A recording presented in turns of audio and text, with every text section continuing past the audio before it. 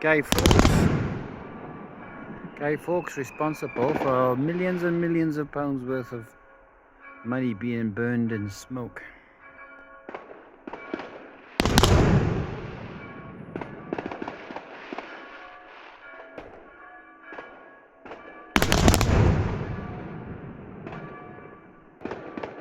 The Mother of Parliaments was almost blown up.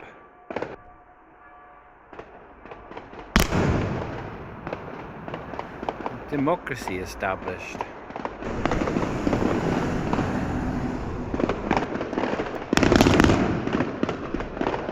Says Revelation, chapter 9. Fire, brimstone and smoke spat out. Book of Revelation, chapter 9. Check it out. The last part of it. You shall have wings and go up with wings. And then the next part it says there was no wings, but the first part which had wings, yeah, that one spat out fire, brimstone and smoke. And there was a time given 5 months. 5 months for the destruction.